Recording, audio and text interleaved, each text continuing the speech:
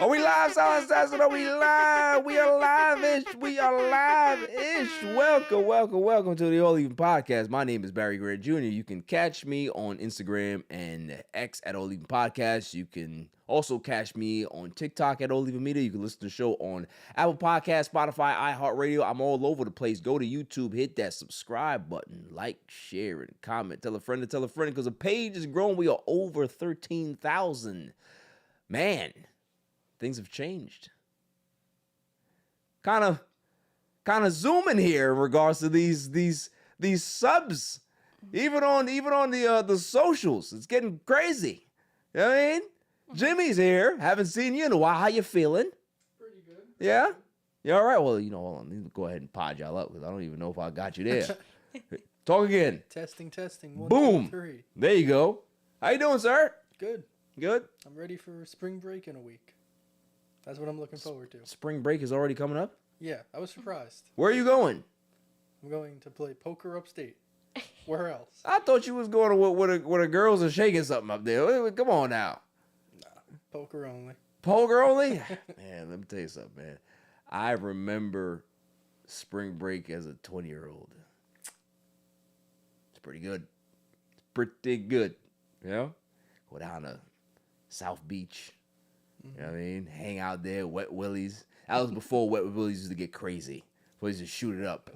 You know what I mean? Then you go down to the Clevelander and go get crazy over there. Yeah, I remember those days. Remember I went down there, I was drunk in 3 hours. And that was the rest of my night. It's a good time. Yeah, crash out. Early. But that's what you do when you're 20. Silent Assassin is here. Hello? Yeah, how are you? What's up? Not that much. Yeah, listen, you had a rough day, Yeah. you know? Long day. Came to the house looking like a hobo. Felt bad. I didn't know whether to help you or give you change. But you're here. Yeah. You know what I mean? I don't know how to feel. Yeah, I'm indifferent because I hate the weather. I hate spring, and spring is approaching. I'm a winter guy. I like the winter. I didn't like this winter because of all the damn snow, but I like winter. I like to put on my nice coats and stuff, but I'm not a spring person. No. Also, too, like, all the pollen is... Yeah. It's like, you're not going to be able to breathe for 2 months. It's just crazy. You know what I mean? I'm over it, man. I'm over it. We don't have much to get into, but the stuff that we do have to speak about, oh, man, listen, I can't wait to unpack Stephen A. Smith as I normally do. It's like every quarter something happens and I have to go in. I don't like doing it, but when you do something this egregious, I have to say something because everybody's saying something and you're not going to leave me out. No. I am the one that leads the charge when it comes to bashing Stephen A. Smith. So I will do so. We're going to talk about that. We also are going to talk about Jayson Tatum returning. The Jets are possibly making some moves. Kyler Murray gets cut. And I'm telling the Jets right now, I am laying down a warning. I ain't going to do it yet, but don't even think about it. Don't even think about what I know that y'all think about because I have jet brain and I understand what dumb people think about when it comes to the Jets organization. Don't do it. Don't do it. So we got Irrelevant News of the Week. They talk a little Mets here and there. And then the greatest segment on the planet, Dummy of the Week. Dummy, yeah. And before I get into all that stuff, let's just go ahead and just cue my music. Yeah. We gonna slap somebody up tonight. Because here's the thing. Stephen A. Smith, I don't know who you think you are. I don't understand if you don't understand your place. I've been telling you for years. Know your place. There's a place for you. It's to be able to commentate, to be able to do it and shut up, right? If somebody else can be able to clap back at you because you said something, just leave it alone. Be your age. Be the adult in the room. Instead, you want to go ahead and you want to act like a child. So you know what we do to children? We go ahead and treat you like that, and we're going to clap back at you. Because ain't no way you can be able to get this sensitive when they're just clapping back at what you said about their star player. Hell, I said some stuff about Zion. I ain't go that far, though. I ain't go that far. Jayson Tatum, what the hell you doing? Your leg was on backwards last year, 10 months ago, and all you want to come back? The Celtics is good without you. They don't need you. You know who I know is mad? Jaylen Brown. Jaylen Brown's like, I almost had it. Almost had this team by myself, and you come and ruin it. It's nuts. Kyler Murray, you keep your 5'9" behind away from my team. It's bad enough I had to deal with Justin Fields for a whole season. No. We ain't doing this today. Let's go. Let's go. All of you podcasts, tap in. I don't know what I'm going to say. I don't have a script. I don't do scripts. I just come straight off the top. So, let's just get to business, right? Now, everybody knows who watches this show. They know how I feel about Stephen A. Smith. They know what I call him. I call him Jig Supreme. That's his name, right? Soft Shoe. The Useful Idiot. There's a lot of names that I have for him. Sambo Smith. There's a lot of them that I have. But there's a new one. Thin Skin Smith. You would think that you rise to a certain level in your life that you don't need to really lower your standards or lower yourself to be able to respond to certain things. You're above the fray. But what I've noticed about Stephen A. Smith over the last, I'd say 12 years or so, probably 15, is that it's not even the fact that he understands. He knows what his job is. His job is to try to boost as much attention on himself that spills over to ESPN. And press is good press, no matter if it's negative press or positive press, it's all press. He's an attention whore. He always has been. This is why he continues to bash LeBron James. This is why he continues to talk about it. This is why he continues to go on his stupid ass show and talk about politics that he knows nothing about, and people continue to insult him because bad press is good press. We live in a society now where it doesn't matter if you sound like an idiot or you sound like a scholar. It's all the same, because exposure is what people seek. And the more they see you, is the more they think that you're important. And Stephen A. Smith knows nothing about politics, yet he continues to talk on the Straight Shooter Show about politics. And he's teasing a 2028 presidential run. This is how far we've fallen. This is how deep past the Rubicon we've gone. That idiots like him can be able to say, yeah, why not? I should go for president.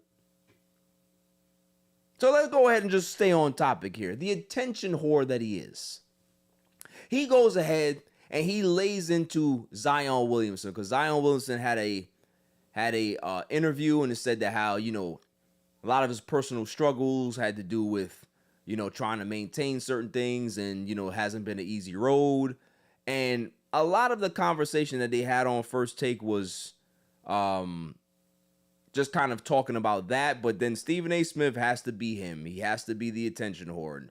Now he's talking about Zion being addicted to food, and everybody around, every restaurant around New Orleans knew Zion by first name. And he just kept going in, and there's people that are close to Zion that have told me things. There's people in the organization much closer to, have told me. It's like, why do you have to make this a thing? You are literally inserting yourself into his situation. That, oh, these people wanted me to say this. But at the end of the day, you need to find a way to be able to tell the story, share your opinion, and don't reveal everything because it just makes you look foolish. And boy, were the New Orleans Pelicans fans upset.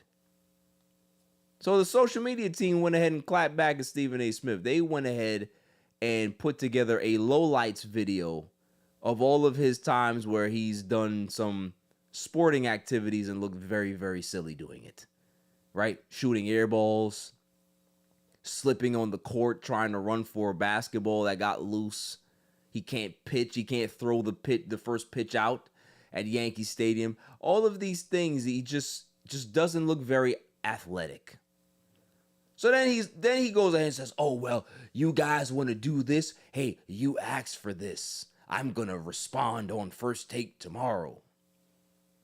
Goes on First Take and he starts talking about how the New Orleans Pelicans franchise is I think it's the second lowest valued franchise in basketball, that they've only had 1 or 2 playoff round victories in the 24 years that they've been in existence. All of these things. And I'm just like, what does this have to do with the social media post that they responded in kind? Because it's just their way of being able to funny haha, laugh it all. We're going to support our guy and, we're going to clown you a little bit. He then goes like super personal. Oh, well, check my credentials. I make this much money. First Take has been first and number 1 in the ratings for 14 straight years. And I was a journalist and I couldn't read at one point and I built myself up. Like, what the fuck does that have to do with what you said about Zion and then what they posted? You are literally attacking a 20-year-old intern. Are you that sensitive to start talking about, oh, well, you got clips of 20 years, but I'm 58 years old. I could take my shirt off right now. Nobody asked for that, bruh. Who cares?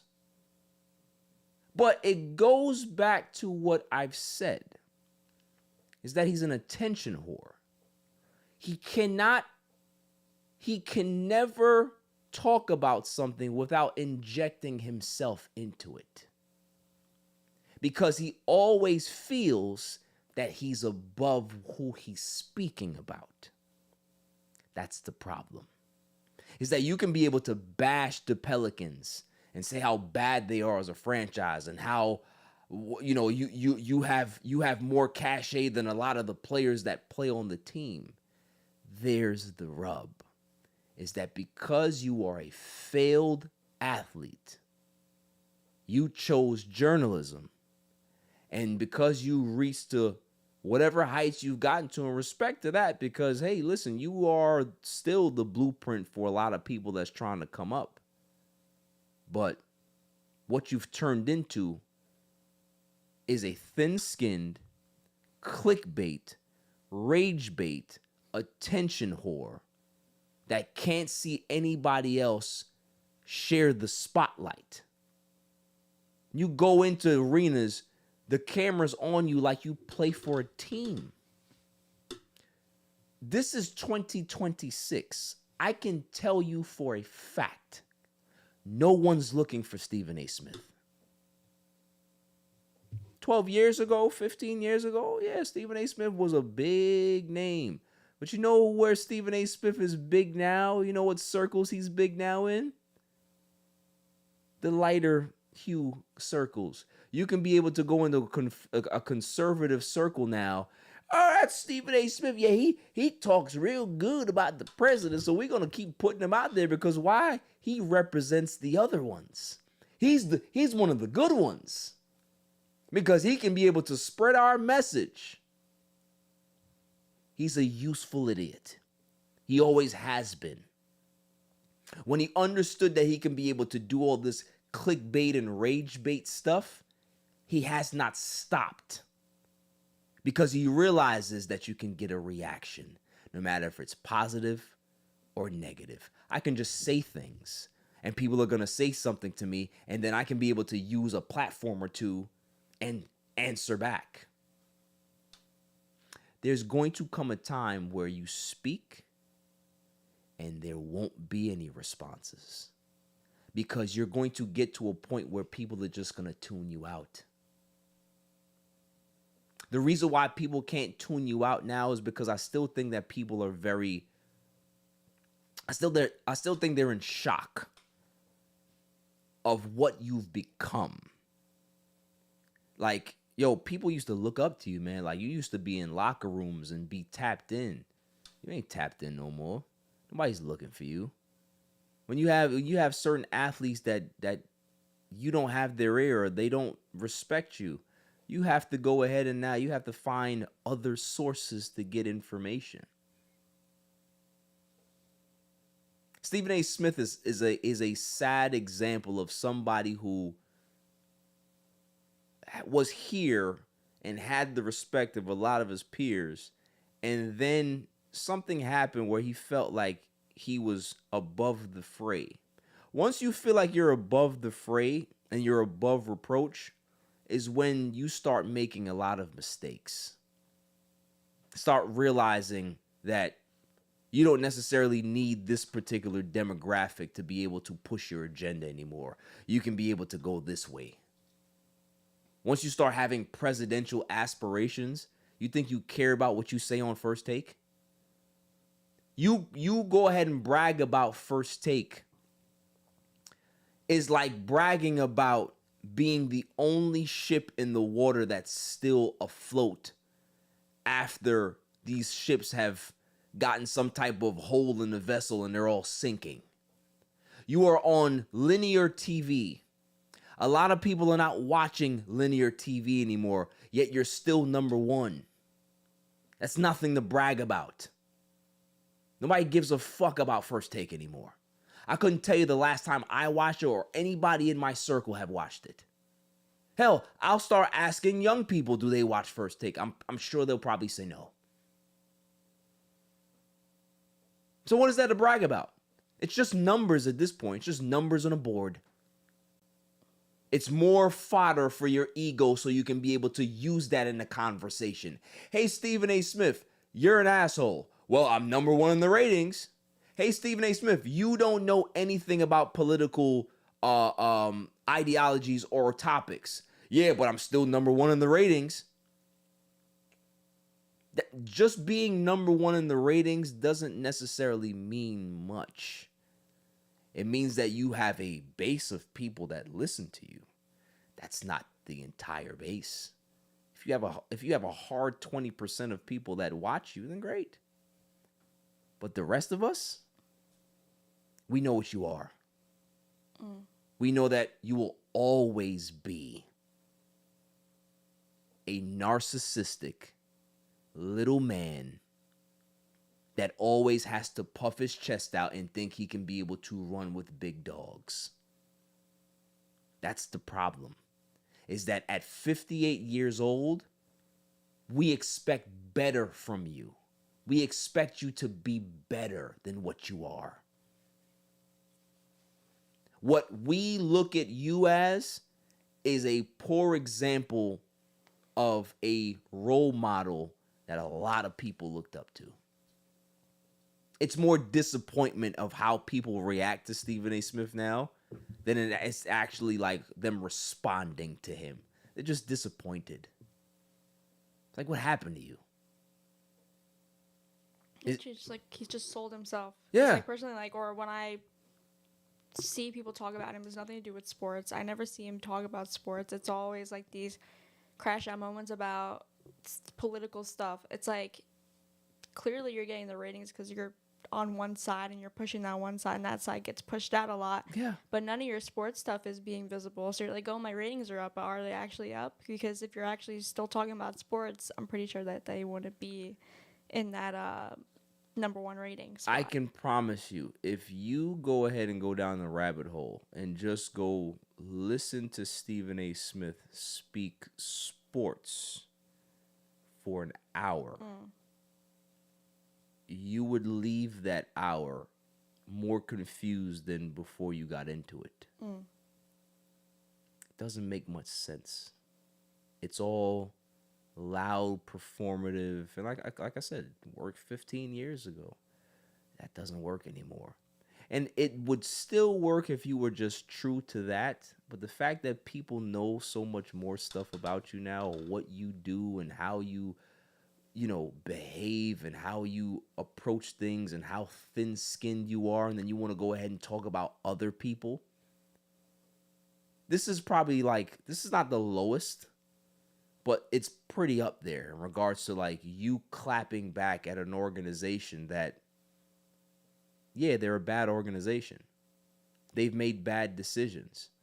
But the whole topic was about Zion finding his way and their media staff poking fun at you. And instead of you being lighthearted about it, you go ahead and you go the personal route, and you have to go ahead and go read off your achievements and your accolades. That is the definition of a narcissist. Instead of saying, "Yo, listen, don't shoot the messenger." You know what I mean? I'm just saying what people told me to say, or I'm saying what people want to say. And I ain't gonna have no smoke for you, man. I got a kick out of it. But the fact that they use those videos and those videos are still circulating, it burns him. That's the thing. Is that it's like that friend. You ever had that person in your life where everybody cool, but that person will just crack jokes on everybody, right? They're always the leader of cracking jokes on people. Mm-hmm. And then somebody comes around and they can be able to give it back to them real good. And then everybody starts to laugh, and everybody starts to they're now looking at this person to be the leader of the jokes. And old dog can't handle it anymore.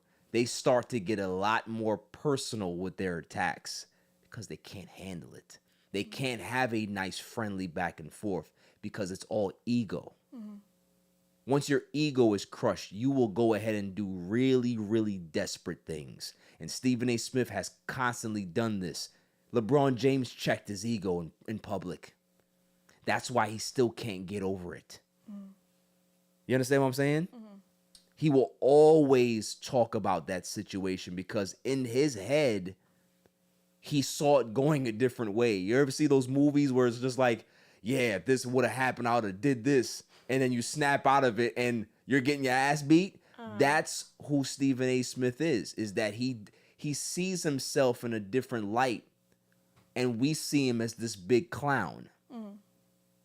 That's the funny part. Yeah. It's like, I get it, cool, you want to be confident in yourself, but you got to take that machismo back. Yeah. It's you're not going to win. There's some fights that you just yo, you know what? It's not worth fighting. Salute, I'm going to keep it pushing. But no, you have to answer everything back because, again, you understand it's just all about ratings. Mm. It's all about how people are going to react to you negatively or positively because it's all clicks. It's all clicks. What does it matter? I'm getting ESPN all of this traffic, whether it's good or bad. Mm. And when you start doing that, then your actual worth or your quality just doesn't mean anything anymore. If you're just doing things just for any type of reaction, sad. And he's been sad for a long time. I'm not going to waste any more time on him. Not today, anyway.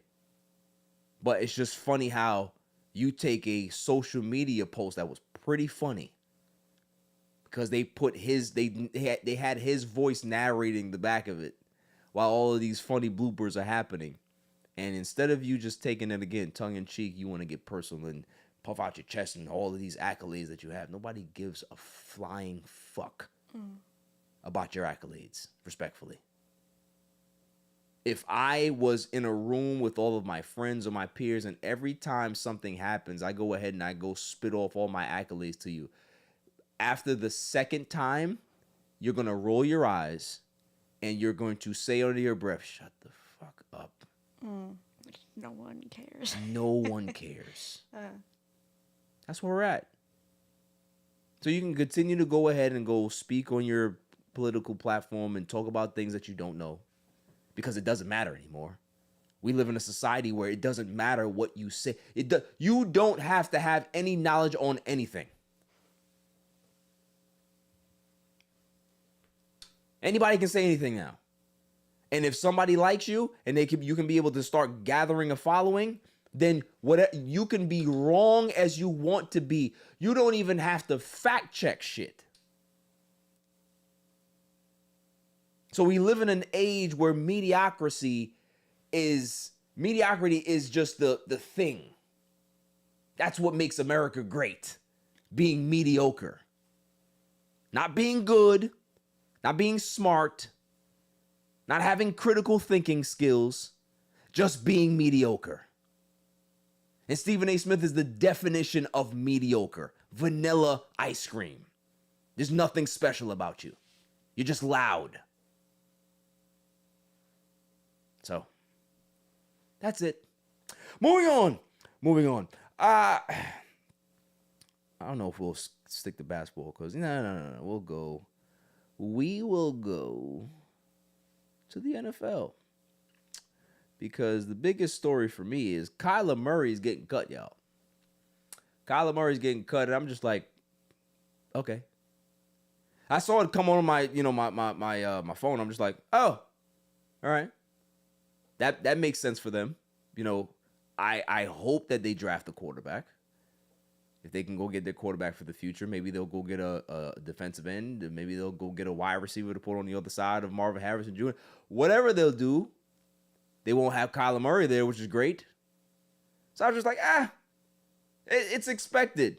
Immature, he's not a leader, had bad body language, and he's 5'3". Right?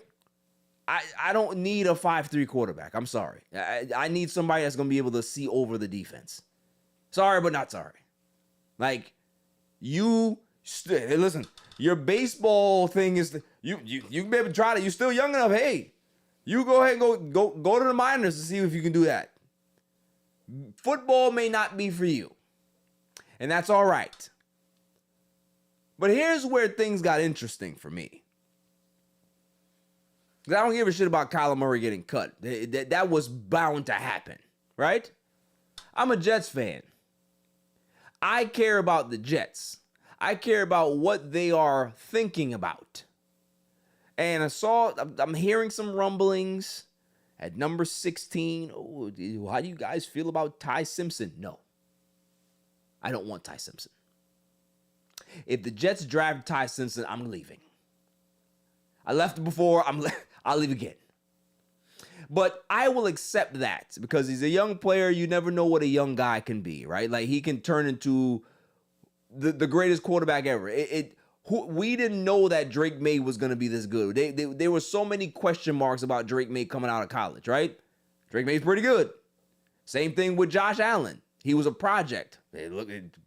He's turned out pretty good, right? So you don't know. It's all about the organization. It's all about the development. So I can live with a Ty Simpson if they're going to draft him. Whatever. But then I started hearing rumblings that the Jets might be interested in Kyler Murray. Fuck no. I've seen so many polls out there. Hey, how do Jets fans feel about Kyler Murray?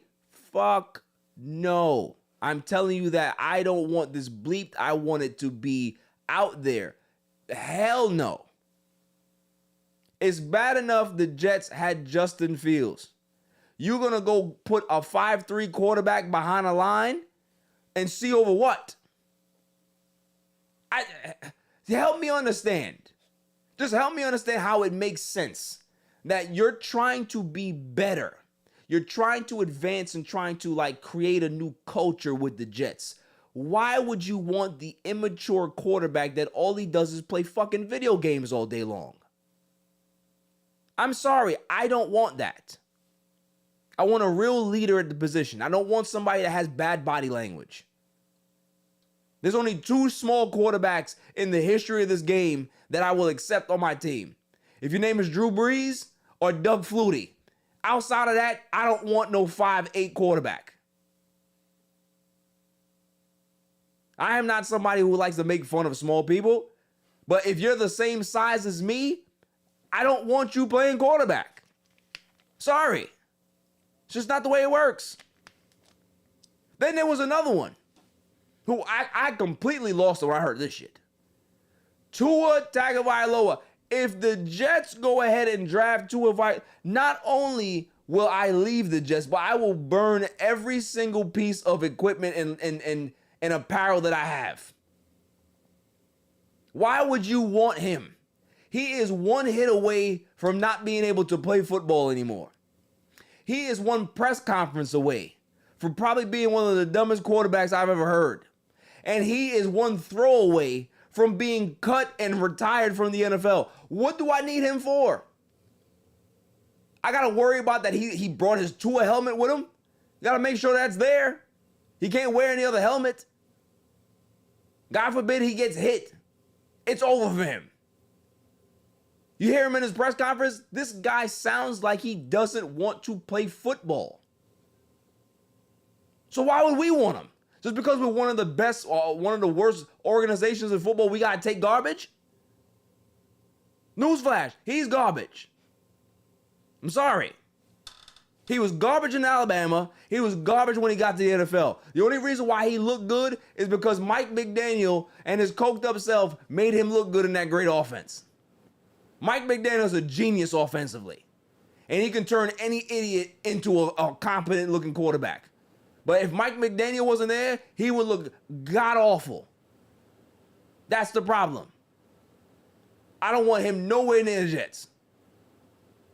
I need a quarterback that's at least 6'2", 6'3", and up. Sorry. I need somebody to be able to see over the defense.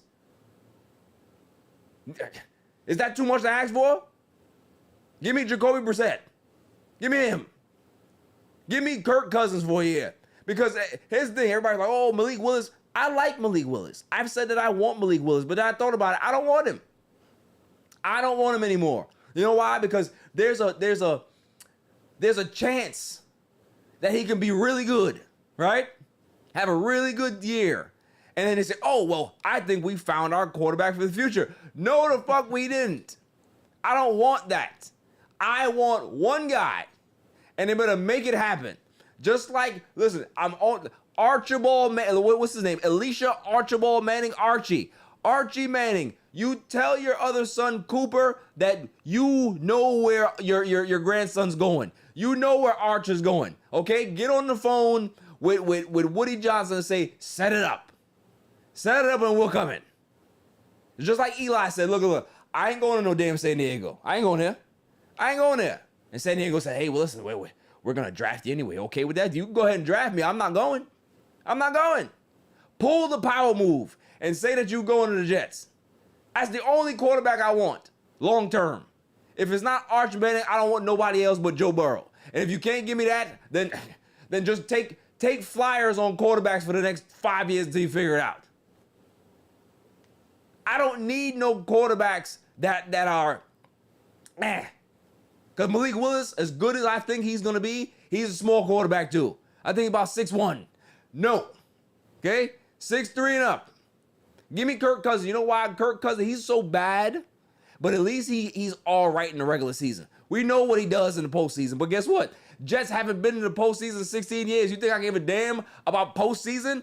I just need a quarterback that can be able to get me through the season. How about that? Everybody's talking about, oh, Kirk Cousins can't win the big game. I would love for him to lose the big game for us. Can we even be in a big game? That's nice. I couldn't tell you the last time the Jets won the big game. You know the last time I seen the Jets in a big game was 2009, 2010. That's it. You know how long that is? Trump wasn't even around. The life was decent. Gas prices weren't that high. Housing prices were fine. Starting to come back. I remember TV was good. You know, it didn't have all these streaming platforms. Like, everything was different. The world's changed now. And I still can't get my Jets in the damn playoffs. So I don't care about Kirk Cousins not being able to produce in the playoffs. Just get me there. That's what people gotta realize. Like, as a Jets fan, I don't give a damn about, like, advancing. That's nice. That's icing on the cake, right? There's nothing wrong with that. But can we just get there? Can we just have a quarterback that can be able to get us there? That's all I want. I don't ask for much. Joe Burrow, Arch Manning. That's it. And if I can't get those two, then I don't know. I'm at a loss for words. But I tell you what, I don't want those two. I don't want bum A and bum B. Don't want them. Dumb and Dumber, don't want them. Nowhere near this team. It's bad enough this team has a bad history of quarterbacks. You gonna add those two to the list? Absolutely not. And if they do, Aaron Glenn and Muji, pack your bags. Just pack a box. Because you're not gonna last here long. It won't happen. Because if Woody Johnson doesn't fire you outright because of just him being like disgusted, the public pressure will. Because Jet fans like me, we will take to the streets and we will not rest until you resign. If you go ahead and bring Kyler Murray or Tua Bum Vial over here. We don't want him. What else? Is that it about the Jets? Yeah. I was so upset. Ridiculous. We got so much to look forward to. We got the number 2 pick, got 16th pick. We have 3 draft picks for next year. Don't screw it up. Don't piss me off to the point where I don't even want to support the team when you get Kyler Murray here. That's how bad it is. When the Cardinals say they don't want you, that's bad. When the Dolphins say, we haven't won a playoff game since 2000, we don't want you. Why would you want to come here? Because there's a spot? That's like a relationship. You're just going to take any person because you don't want to be alone? Take your ass somewhere else, man. We don't want it. Unbelievable. I'm sick of it. I seen something else that was pretty interesting, too. Why did the Patriots cut Stefon Diggs? I thought that was interesting, too, because he, had a decent year there. Yeah. He wasn't bad. Maybe just the theatrics that come along with the Stefon But when you Diggs, I don't signed him, know. you knew that that's what came with the, like the package, Yeah. right? Because it's just like... Because would he have a 2-year deal? Yeah. 2 years? Yeah, he seemed to get along great with Drake May. Like, the vibes were there with the whole team. So I don't know if they're just, it makes no sense to kind of what, they did this past year to kind of break up some pieces out of that. Probably was a money thing. Yeah, so we'll Had see to what be happens that with they could probably be able to save some money for a certain time period, or they had to make a decision on whether he was going to be, full roster participant, something like that. So, I don't think he's going to wait long to get another team. I see the Bills that they made a big move and got DJ Moore.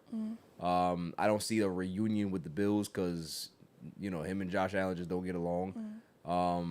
But there are other teams that I do see that he can be able to be a very, very good asset for. I think Seattle would be a great place for him. I think Baltimore would be a good place for him. I think Cleveland would be a good place. I think Shador Sanders needs somebody that he can be able to rely on, especially in the regular season. So there's a lot of teams that I do believe that he can be a fit for, right? Hell, even the Dolphins, they just cut what's his name? Tyreek Hill, right? Go over there. Well, you probably don't want Stefon Diggs in Miami though. That might not be a good idea. Might not be a good idea. Get back on a boat. Yeah, it might not. It's just it's a lot going on over there, and he just doesn't have any willpower. So might be smart to stay away. Hell, I would take one of the Jets. We need another wide receiver anyway. Like, you know what I mean? Like, Garrett Wilson is a small body receiver. LeBron James just set a record. LeBron James breaks field goal record. Made most field goals of all time. Salute LeBron. He didn't Yeah. have that already? Huh? He didn't have that already? No, he had the points record, but not the actual like field goals. Yeah. So he's made the most field goals in NBA history now. It's just getting ridiculous with the accolades at this point. Who did he beat? Who? Kareem. Nah, that makes sense. Yeah. Kareem played until he was like 90 years old. So I mean, it's on brand. But yeah, I think that there's a lot of places that Stefon Diggs can be able to land. So we'll see what happens. I think it's at this stage of his career, I don't believe it's money driven. I think it's more he wants to win. Wants to be somewhere where he can be in a winning environment, winning culture. So there's a lot of teams that do provide that. I mean, hell, I think the Chiefs might be a good spot. That might be the ideal spot, to be honest with you. Just because, what's his name? Rashee Rice, he's an idiot. And you need somebody who's going to be on his best behavior. I think Stefon Diggs was on his best behavior in New England. He didn't do anything wrong. He didn't say anything. So, he's a guy that can really be able to help Patrick Mahomes be able to get to some type of level of consistency back. I'm not saying that Patrick Mahomes is not great, but he's not what he was 3-4 years ago, right? Like things have changed, especially because you don't have the weapons that he's used to having. So, we'll see. That was a little stunner to me, but things happen. I mean, as guys get older, as guys move up there in age, and contracts look a little bit more wonky, guys will get cut and they will start to change sceneries more often, especially when you get up there in age, like a Stefon Diggs. So he won't be out of work for long, but it's going to be interesting to see exactly where he goes. Moving on. Let me just get this news here because there was a very interesting. Jayson Tatum. They said that Jayson Tatum is coming back. And I need to know the details on that. When exactly is he coming back? So let's see here.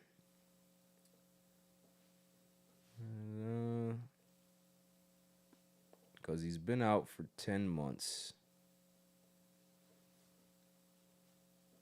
So it says, now the process for Boston would be to focus on Tatum getting back into the mix. Safe to assume he'll start out on some sort of minutes limit as he works his way back, but Boston plays his next 12 games without any back-to-backs on the docket.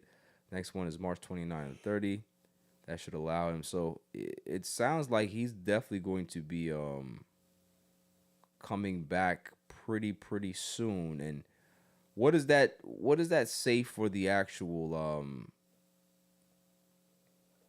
what does that say for the actual Celtics?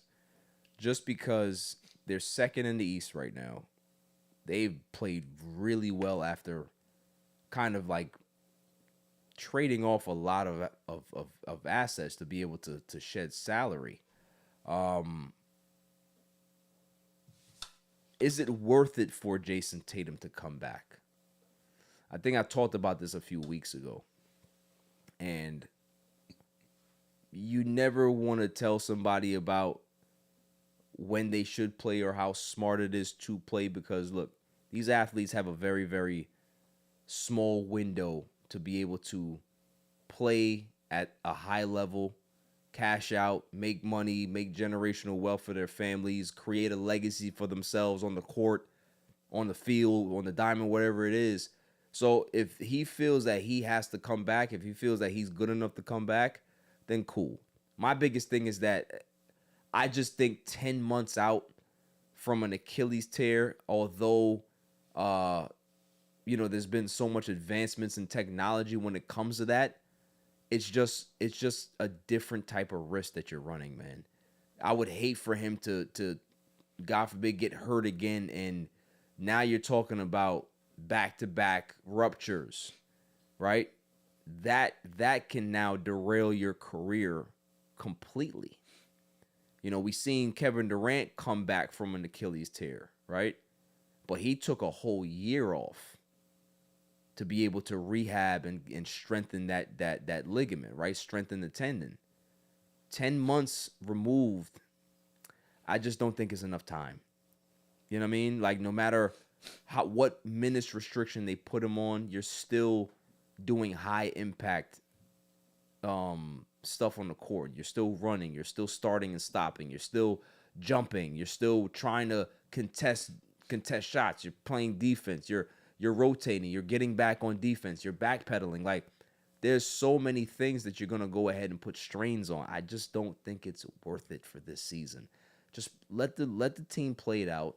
You rehab a full year, and then you come back strong next year, knowing that this team has what it takes possibly to be able to get to the NBA Finals again with a full roster and everybody be healthy.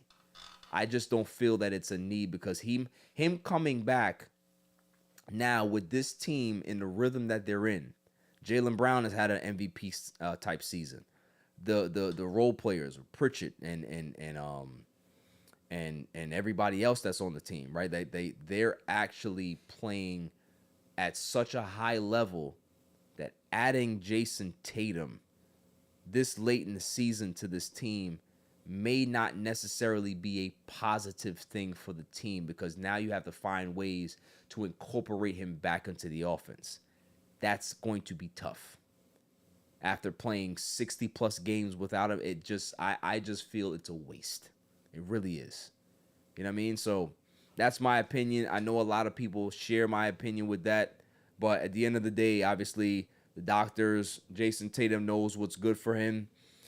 Salute to him. I'm just hoping that he doesn't get hurt, and it's well worth it to be able to come back for the stretch run. Listen, championships and a chance to be able to play for a championship doesn't really come by often.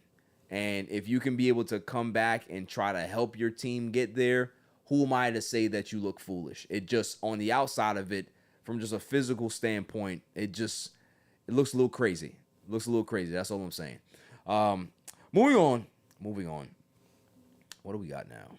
Oh, we got a relevant news of the week, man. Let's play it up. You gotta be kidding me. I mean, how do you watch the? I mean, yeah, they stink. Every week, go around and see what the latest goings-ons is. Let's see what we got. Oh, I can't wait. I'm going to wait for this. I forgot about this topic. We're going back to basketball, so I'm going to save this because I'm going to relish in it. I am. This is interesting. Will Smith and Chris Rock reportedly set for a one-on-one interview with ABC News. Where was this like 3 years ago? Yeah, I saw that, and a lot of people were just like, "Who cares anymore?" This is like Floyd Mayweather and Manny Pacquiao, right? When people were hyped about Floyd Mayweather and Manny Pacquiao at first, then they took like 6 years to make the fight. Nobody gave a shit anymore. Mm-hmm. And then they're gonna fight again. No one cares at this point. No one cares. You're 50. Pacquiao's like 98. Nobody cares about y'all fighting anymore. Mayweather's broken, owes a lot of money, and Pacquiao just doesn't want to go home. Like, I don't care about that. This is kind of like the same thing. I like Chris Rock. I respect Will Smith as an actor and what he's done, but I don't need to see them sit down and discuss something that happened. When did the slap happen? Was that 3 years ago? Gotta be at least. Yeah, it was a while ago. It was a while ago. Yeah. I don't remember exactly what year was that, but it had to be at least 3 years ago. Mm-hmm. So at this point, it's just like, what's the point of this? Because I already feel like we've already heard kind of their sides of the story, or like how they feel, and they both kind of like, for Chris Rock, like kind of accepted the fact like, okay, it happened. Right. He did a fucking special and talked about it at the end. Like, we got closure from both like different aspects, right? I don't necessarily need to sit them, hey, I'm sorry about calling your wife. Like, don't be sorry because it was a joke. It wasn't even a bad joke. Yeah, like also too, like at those award shows, there's always those types of jokes. It's like we get like she has like a condition, like Yeah. but still like. Listen, it's not Chris Rock's fault that she browbeats you and you felt the need to be able to say something because you've been so emasculated over the years. That has nothing to do with Chris Rock.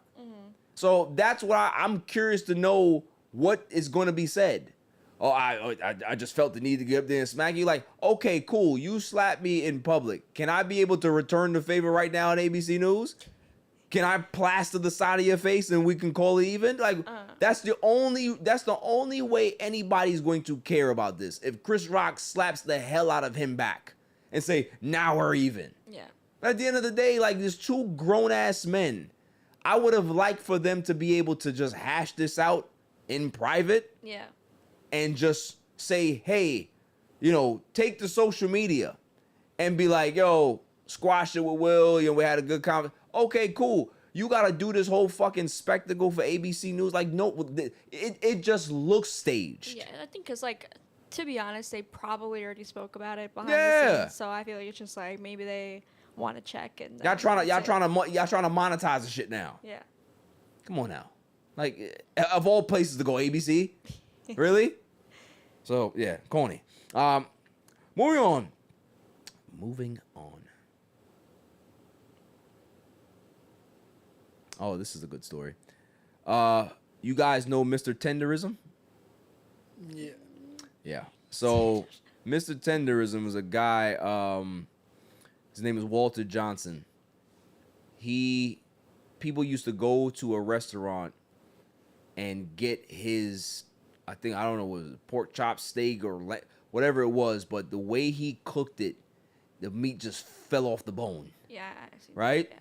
And he came up with the term tenderism. You know what I mean? Mr. Tenderism. So people actually thought that it was his restaurant.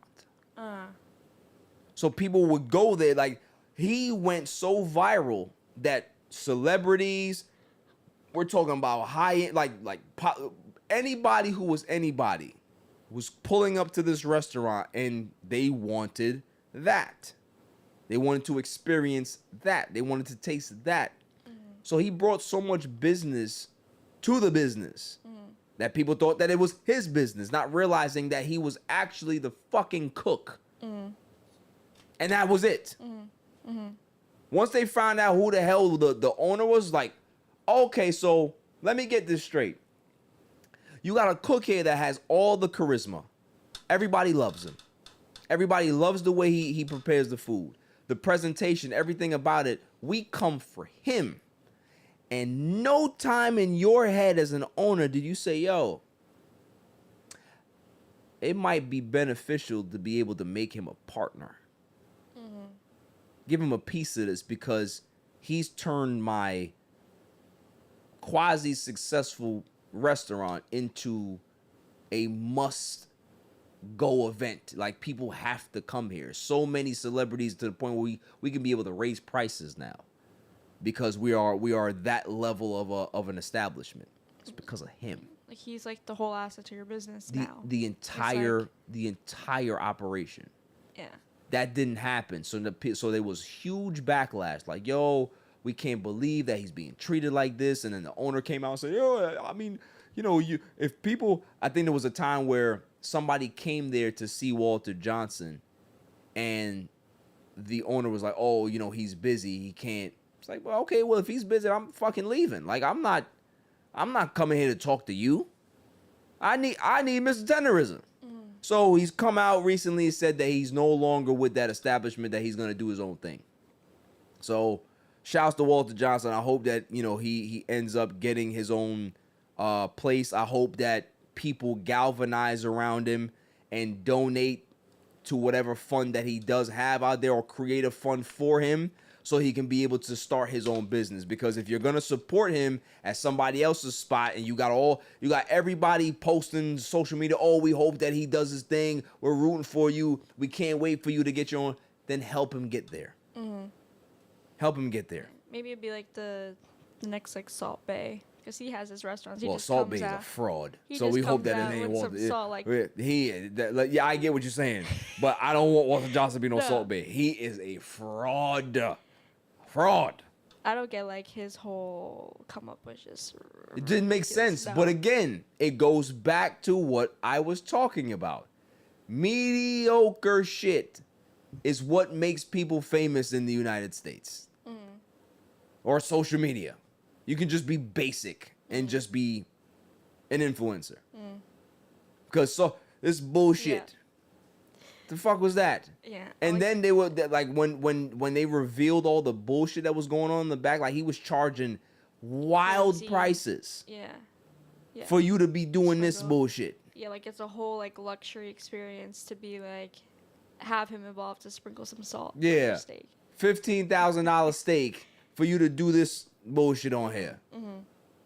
Yeah, but I'm sure like the Mr. Tenderism. I'm like, yeah, I know who that is. Yeah. You know, he's a chef. Like he's a good cook. Very. Like, he can definitely be successful if he kind Yeah. of gets that opportunity to Just kinda go needs off to and make a maybe find the business. right partner, Yeah. you know, right angel investor, whatever it is. But again, there's so many fucking celebrities out there that are pushing the narrative. Oh, we want to see you do your thing. Then help him get there. Yeah. Don't just talk about it. Yeah. Put money in his pocket. You know what I mean? Yeah. So that's what I want to see. And if people ain't doing that, then shut the fuck up and stop being hypocrites. Moving on. Let's see here.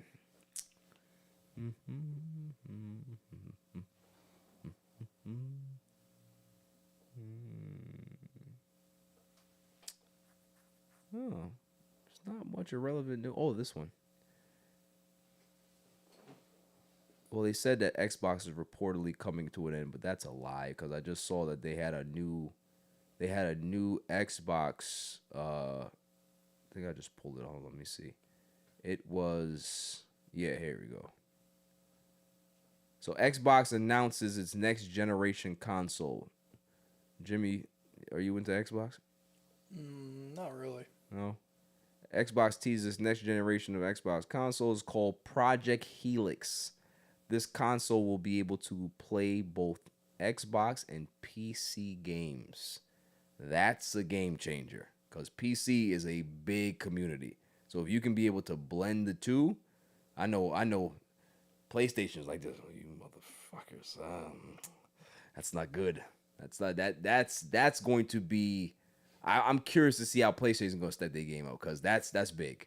That's big. PlayStation gonna do something. They're gonna be like, all right, cool. Y'all do the PC. We have the first ever Matrix tab where you can be able to literally stab yourself into the spinal column and you can be in the game. That's the only thing that's left. That you're gonna be in the game. Would you want to do that? Would you want to be inside of the game? Like my physical body person. Yeah. Like you'll actually be in the game. It's a simulation. That's too much for me. That would That'd be. be freaky. You know, if you're playing football, if you get hit, you're gonna feel it. Yeah. Yeah, no, that's a lot. And if you're playing like an RPG game and you die, they don't tell you the fine print. It's like, oh yeah, if you do die in the game, you know, I don't know what to tell you. Sorry. Yeah, I feel like that's just. I don't know. Personally, I don't want to be in a world like that. Oh, we're getting there. Everybody's gonna be out there, and then just be like. Actually, they came out a movie a couple years ago called "Don't Worry, Darling," where that's the premise of like you don't obviously find out to the end that they're in a reality world, and if you die in the reality world, then you are dead, like in real life. That's crazy. Like you're just like in a bed, kind of strapped up to a bunch of cords and stuff, and then you're kind of living this alternate like reality. Yeah, I don't know how to feel about that. Yeah. I don't know how to feel about that. I don't know. I wouldn't be comfortable with that at all. I'm happy that the whole Apple Pro Vision stuff, like when people were walking outside like with that, I'm happy that didn't take off because that was just ridiculous. Yeah, I mean, I got one of those. What's it, the Quest 2, like the thing. Listen, I almost killed myself on that thing. I never forget, me and Claude were playing this bar fight game. And I don't know if I caught vertigo or so, because you're literally walking, but you're not walking, right? So all of the movement, listen, we were talking on the phone. Everything was fine. And then all of a sudden, he was like, yo, B, I was on the floor, out cold. That's the last time I put that shit on. So it ain't gonna be no Matrix over here. I don't want no part. I don't even like to play online. Yo, meet me online. No. I like to play games by myself. Okay, if you want to play video games with me, you gotta come to my house. I gotta come to your house. I'm old school like that. That's the type of game I am. So, we'll see what happens. Shouts to Xbox for being able to figure it out, because I didn't know how they was gonna compete with Sony. That's a game changer. That's pretty big. That is my irrelevant news of the week. You got to be kidding me. I mean, how do you watch the? I mean, they stink. I am not doing any baseball today. Shouts to Queens Get the Money. We had a nice baseball show last night. Me and Silent Assassin and Tom, and we had a special guest, Tony Metro. That was pretty cool. Went over a lot of stuff, so you guys check that out on the channel. But man, did I see a story. I've been waiting for this. I have been waiting for this. You guys don't even know what I'm going to talk about, but once I announce it, the laughter is going to start, because you know where I'm going. I've been waiting for this. I'm not going to lie to you. 20 years. 20 years I've been waiting for this. You ready? Doc Rivers will reportedly be retiring at the end of the season. Thank the basketball gods that they actually knocked on his door and said, it's time, buddy. Come on home. You have been the most overrated head coach in the history of basketball. I don't know if there's a single coach in sports that has gotten more mileage out of one fucking championship in my life. I've never seen it.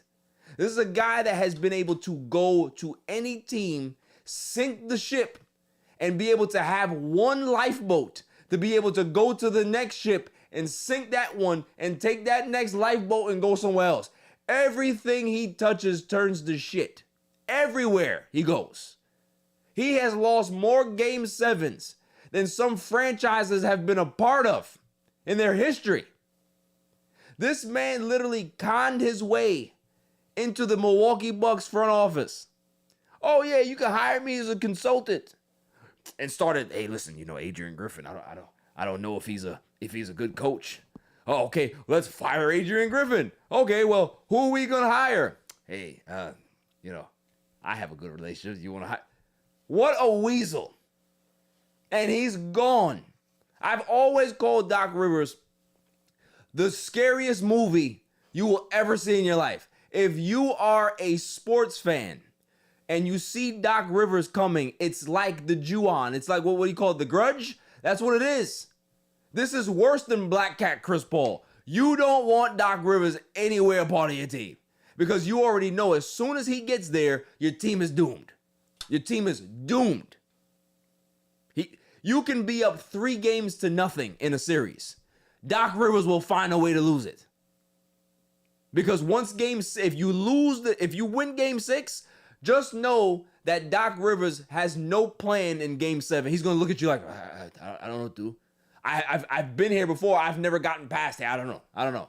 So Doc Rivers, from the All Even podcast to you, sir, I am going to celebrate these last few weeks and months that you're here. And the final day, I possibly may dedicate an entire show to the failings of your career. I think I'm going to go ahead step by step. Every successful season, I'm going to go ahead and dissect that. And every failure, I'm going to go ahead and dissect that, because I want people to understand, and I'm going to expose how much of a fraud Doc Rivers has been for the last 20 years in basketball.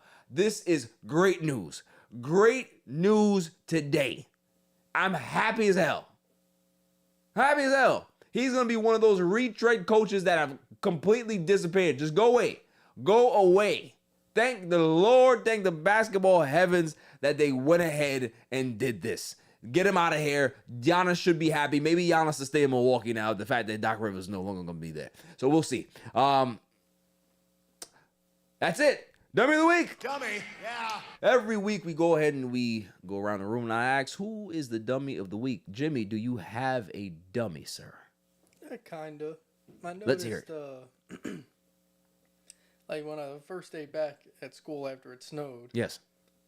I'm driving through the campus, and there's a bunch of people jogging in the middle of the road. It's freezing outside. They're coming around blind spots. I'm almost hitting them. Mm-hmm. So just them. Who jogs? I don't get why these people like to jog when it's so cold. Let me ask you a question. And I always have to ask this. I think the answer is yes. What is the... All right. That's fine. Definitely You've white answered people. it. There you go. That's all I needed to know. That's all I needed to know. So they definitely get the... Dummy. Like, it ain't your time yet. You know what I mean? Like, wait a couple of weeks and then you can be out there however you want. And they were coming, they're in like the middle because there's snow on the Yeah. other side. So they can't go on the sidewalk because there is no coming around sidewalk. blind spots. Right. In my lane. I remember because one of them came through. I almost hit him. Not like almost hit Yeah. him, but I was like, okay. And I laughed about it. And then the next turn, there's another group of 3 people. And I was like, Why did you not just like is this? wind down your window and just be like, you heard I said to wind down, like I'm old, right? You could literally just put the window down and be like, what the hell are you doing? Get the hell out of the way. no one, but they like live near. They'd be like, this is actually our property. No, it's not. I can't listen. Bikers and joggers, they are a threat to they are a threat to society. They're a threat to your livelihood on the streets. We can't stand them. There needs to be just a whole different path for them. You're not supposed to just jog out in just regular traffic. Go somewhere else. Go to a park and just run around. You don't need to be on the streets.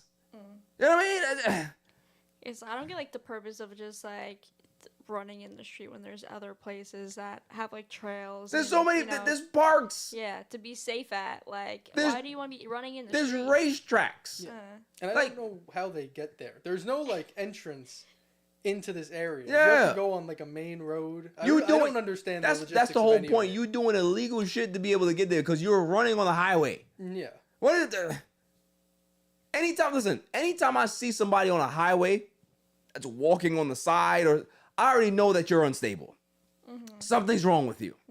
For you to think that you can be able to be on a highway walking while cars are going 60 to 65 miles an hour, Yeah, like you're just unhinged. and just like don't care. Yeah, runners are the same way. They're unhinged people. And then when you say something to them, they're gonna look at you like, well, what's your problem? You're my problem. Go to a park. You don't say I can't drive to a park. That means that you shouldn't be able to run where I'm driving. Think about it.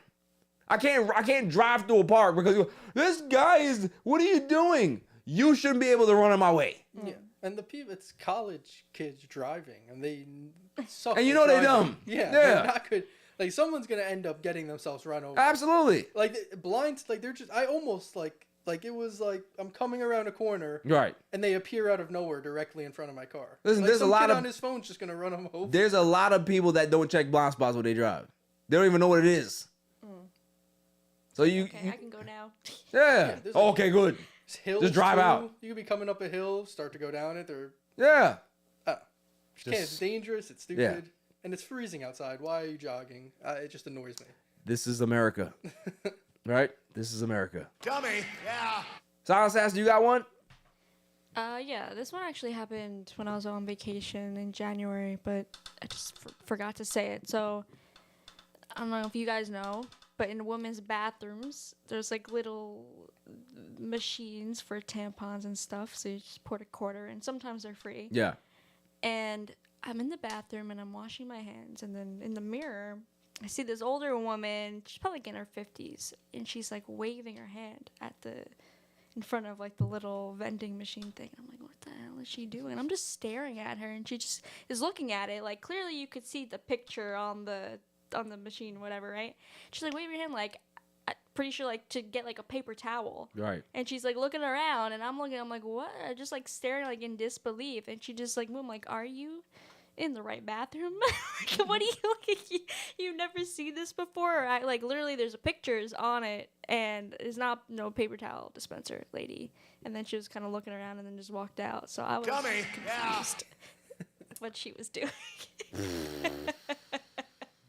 You ever seen the people? I don't know who was telling me the story, but like somebody was looking at a photo book, and they were trying to expand the picture. This is where we are. Yeah.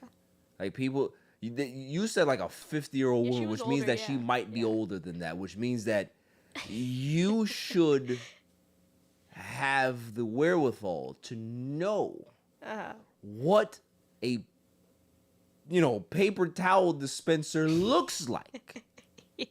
There is an image that's telling you there's no paper towel here. This is what's in here. Has like the little dial thing. But whatever, again- the cranker thing. Again, critical thinking has gone out the window. It doesn't matter how old you are. You're an old idiot. People think that, like, as you get older, you get wiser. No, the fuck you don't. You get dumber because the brain cells are starting to die. So, I was in disbelief. Yeah. It was just her and I in the bathroom. I'm like, there's no one else who's seeing this right now. Yo. Just like crazy. You must, I never forget. I think I was in disbelief as well. I seen somebody try to park.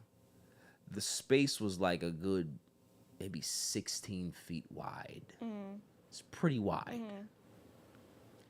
This person could not park in this spot. And I'm in disbelief because I'm like, how did you get in the car to drive if you can't park in an open space like this? We are there, people. We are at the point of civilization where I'm waiting for a reset. We need a hard, like, you know that factory reset button that you got in your phone? That's where we at. Somebody needs to just press the hard factory reset button. And we can just kind of speed through the Stone Age and just try to get back. Well, we know how to get here. We'll find our way back. But something's up. Like, people are really stupid. And I think that they're getting dumber. Like, people used to do dumb stuff all the time, right? But I think it's getting worse. It's getting worse. Yeah, especially with that like older generation where they're falling for like the AI and the technology. Yeah, maybe, I get that. Yeah, maybe Yeah. this is a new feature on this. I don't see Right. the paper towels, even though Ooh, it's a they paper trying towel to trick machine, me. yeah. Maybe they're, what is this? Maybe it's a hologram. Maybe they're showing me this, and if I turn to the side, it change. Like, Yeah. come on now. It's literally like on the other side of the wall, lady. Just, Now, here's a question: Was there paper towel in there? yeah, Like there's somewhere there? Yeah, it was like on the other side of the wall. So she didn't even try to check. No, she just waving her hand in front of the freaking thing. Dummy, I'm like, yeah. what is she doing? Unbelievable. And she's just like looking around. Like, I remember she like looked because like it depends like how old they are. So like some of them have like like the gumball crank. Some Yep. of them are like that and it has a little slot. Yep. And she was like looking in the slot and stuff. I'm like there's pictures on the freaking thing, and it's like this is in every woman's bathroom. It's like as if you've never been into a woman's bathroom before. All right. So it's like, what is this? Boy, I tell you. I have a good one. And it's the only one that I can think of. Christy Nome! Christy Nome is my... Dummy. Now, Yeah. man, oh man, like I try to tell you, when you are the... What was she? She was the Secretary of ICE? Whatever the hell it was, Homeland Yes. Security? Yeah. Whatever the hell she was. Well, she's no longer that. Got fired because they had you on the Hill for 2 days, and man, did you embarrass yourself. Like, here's the thing. If you're going to be somebody who's corrupt, At least try to hide it better than Kristi Noem. Like, you went ahead and spent $240 million on a commercial that you are in. And you want to go ahead and say that you're trying to get rid of fraud. You're trying to get rid of all of these programs that don't work. So you can be able to slash all of these other budgets, slash all of these other programs, but you're going to spend $240 million for a commercial. Got it. Then you're going to spend an additional $200+ million on private jets where they got beds and stuff, all for you and your boyfriend when you do have a husband. It's amazing, right? It's amazing that these people lie in your face all the time. And the thing is, I've said this already, right? We are probably looking at the dumbest administration that we've ever seen. Like, Pam Bondi may be the dumbest person I've ever seen on TV. Kristi Noem is right up there, right? Because it's not only that she's dumb, but she's psychotic at the same time.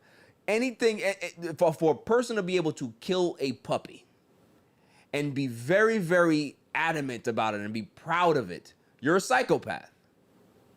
For anybody to be able to just go out there and just call people domestic terrorists without having any information, and then they go ahead and check you on it on the Hill, and you say, no, I didn't say that, you're a narcissist and a psychopath. For anybody to be able to play in your face knowing that you have a boyfriend on the side that you were having on these private jets and your husband is in the right back of you in the stands, just know, we know, and he knows. He's probably a cuck and allows it. But don't lie in our faces. That's the whole point. But here's the rub. Here's the rub, people. Is that everybody's like, oh, she got fired. No, she didn't.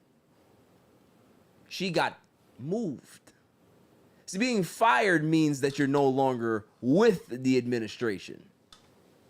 What they did is do what they do in the Catholic Church when they have a priest that likes to touch children. They go ahead and move that person to another diocese. They don't excommunicate that priest. They just move him somewhere else. So you go ahead and you create some new title for Kristi Noem so she can be able to still hide the money and still be able to do bullshit and still escape some type of law enforcement or some type of wrongdoing. This is where we are in our country, where we can be able to have people that are unqualified to be in certain situations and they don't pay the price for it anymore. It just tends to just go away.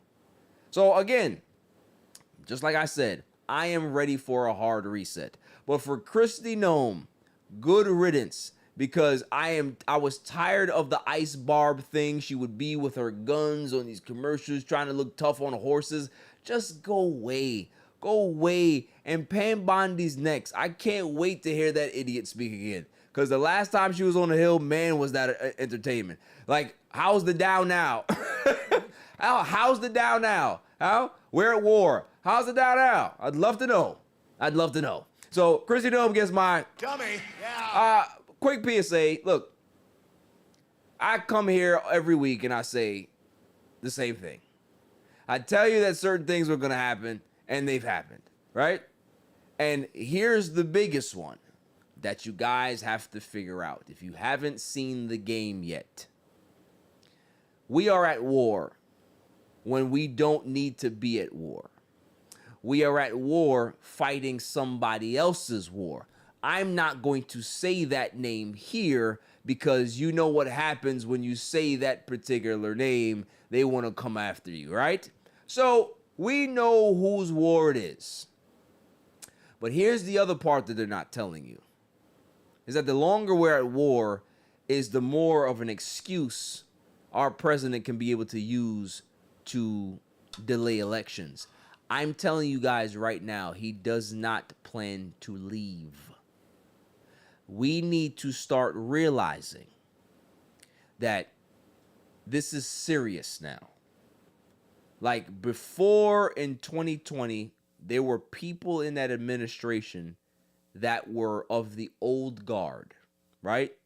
that actually had some decency in them. He got rid of all of those people. The only people that are left are people that are there because they are loyal to him.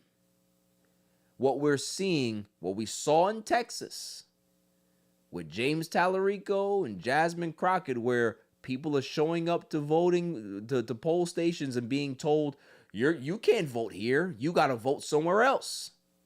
And then by the time you get there, the voting booths are closed. There was some shenanigans going on there in a Democratic primary. Had nothing to do with Republicans at that point. They're plotting already. You need to realize what's happening again is that we are going to be at war to the point where he's going to come out and say, well, this country spied on our elections, and this there was a reason in 2020 that I lost because of this country. We have evidence that they did this. This is actually my third term, so which means I could be able to run for another one. I'm going to suspend elections, and we're going to nationalize the elections. We're going to federalize it. Don't think that this won't happen. It's just like when people said, he just talks. He says things, but who really believes that? And now those same people, those same triple Trumpers, those same double Trumpers, those same single Trumpers are now saying, boy, I didn't see this coming. Believe somebody when they tell you who they are. When they show you enough evidence of who they are, believe them. If you have a boyfriend or a girlfriend who shows signs of being a psychopath, they're not having a bad week. They are a psychopath. So you have two options. You can either drop kick them out of the window, or you can be able to stay there and suffer the consequences. That's your business. I am telling the American people at this point, you need to go ahead and do something, or if you sit back, you will suffer the consequences. And these are consequences that you cannot just wake up from. It's funny enough. Some people don't like Hillary Clinton. Some people didn't like Bernie Sanders. But man, oh man, what a different world it would be if we can go back 10 years. And be able to say, you know what? That Hillary. I think we're going to vote her in. That Bernie. I think we're going to let him beat Hillary and I think he got a chance. How different this world would be. So just think about decisions that you're going to make going forward. Early voting is going to be what people need to do. Don't trust the mail-in ballots. Don't even trust same-day voting, because they might be able to pull a ruse on you. Depending on where you're located, depending on where you are, you need to make sure that you check your registration rolls to make sure that you even are registered to vote. Because they're doing some bullshit there too. Pay attention. When people say, oh, I'm not really political, I don't really get into that stuff, you're fooling yourselves. Everything that you do has political ramifications. Everything. Everything. So don't make it seem like it doesn't, because here's the thing that you have to realize about our society. It's the illusion of freedom. It's the illusion that capitalism works for you until it doesn't. You need to understand that there is one fight going on here. It's not black versus white, although they use that as a distraction. It's not anything else but those billionaires against those poor people. That's all it is. And we have to realize what is happening. Wake up and start realizing that the person next to you is not your enemy. It's the people that are over there stealing your money. When you have people like Mr. Ellison that can be able to buy up all of these media companies and consolidate it under one umbrella. You have to realize what's going on. When you have guys like Peter Thiel that can be able to have things where they can literally spy on you and steal your biometrics, that's things that you have to worry about. So stop playing on your AI devices and your AI platforms and worrying about what girl didn't text you back or who ghosted you yesterday. None of that shit matters. What matters is that you need to make sure that you have enough money to survive for the next 6 months. You can be able to pay your bills. You can be able to see a future for yourself that is not struggling. Because what they plan to do is they plan to have these AI machines and these robots steal all of your jobs. And guess what's going to happen if 80% of the workforce is done by robots? Now we're all fighting for the bullshit jobs.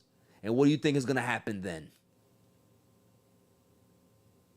Don't think that certain things that you see in movies can't happen for real, because democracy doesn't work for the rich. They don't care about democracy. And that's why they're trying to tank it. They care about consolidating all the money for themselves. They can be able to sink the economy if they want to, because it doesn't affect them. We need to affect them. If we stop buying certain things, if we stop supporting certain companies, if we start realizing to be self-sufficient in certain ways, that's where you get the power back. Idol worship. We need to stop it. Start focusing on yourselves and the people around you and your community, your fellow neighbor that you have never met. Those are the important people, not the people that you idolize and try to be like, oh, I want to be a billionaire one day. It probably won't fucking happen. But you know what? Could really happen and be realistic? You actually being a good person to your neighbor that you don't know. Somebody that actually needs some help, that you can be able to actually make a difference in somebody's life. Not having delusions of grandeur of being a billionaire. Billionaires should never exist. It's a flawed system. And once we realize that, we'll end up getting our democracy back. That's all I'm going to say. Great show. Love you guys. This was therapeutic for me because I was able to kick Stephen A. Smith's back in. Doc Rivers. You can't ask for nothing more from me. I'm good. So if you guys don't have anything to say, we can just wrap it up. Silence Ass, you got anything? Nope. Is that everything I need to say? Yeah. Jimmy? No new wars. No new wars. Last thing. I said I wouldn't say it, but I am going to say it. For those that think that evil doesn't exist, I will point you in one direction. His name is Bibi Netanyahu. Stay safe. Stay cool. Peace.